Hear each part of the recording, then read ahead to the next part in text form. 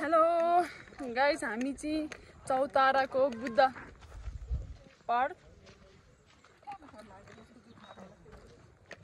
आइपुगे। उता गौरवती मन्दिरसम्म चाहिँ ट्याक्सीमा, त्यहाँबाट यता चाहिँ हामी पैदल बाटो हिँडेर। यो मेरो बाइक हो।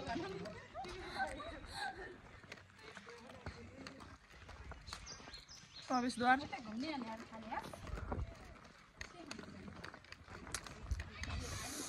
Thank God.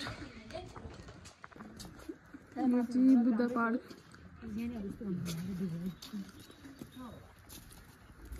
जाँदैछौँ हामी। बुद्ध पार्क एकदम राम्रो छ। यो चाहिँ धेरै ठुलो मूर्ति। कति सालमा बनायो यो? बनायो र यो अब चौताराको बुद्ध पार्क कति सालमा बनेको भनेर र कति फिट अल्को छ भने सबै गाइस यहाँबाट देखिने भ्यू।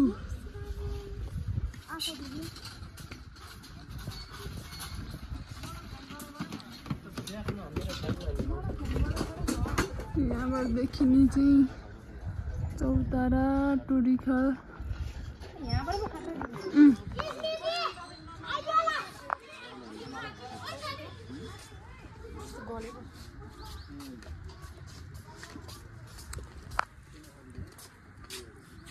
यो तल देखिने चाहिँ कुन गाउँ हो यस्तो?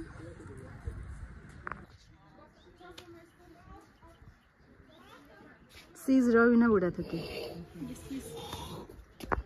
फाइनली हामी चौताराको बुद्ध पार्कबाट निस्क्यौँ। एकदम राम्रो छ चौतारामा घुम्न, एकदम रमणीय राम्रो ठाउँ भनेको बुद्ध पार्क। एउटा गौरवती मन्दिर, एउटा हामी चाहिँ बुद्ध पार्क आएर के खायौँ भने एकजना सर हुनुहुन्थ्यो, उहाँले किनिदिनु भयो है फेरि हामीलाई चाहिँ फुटी चिजबल। हाम्रो चाहिँ पैसा जोग्यो गाइस। हामीले चाहिँ अब हामीले किनिदिनु भनेको छ होइन, उहाँ आफैले किनिदिनु भयो हो। अब जङ्गल देखाएर हामीलाई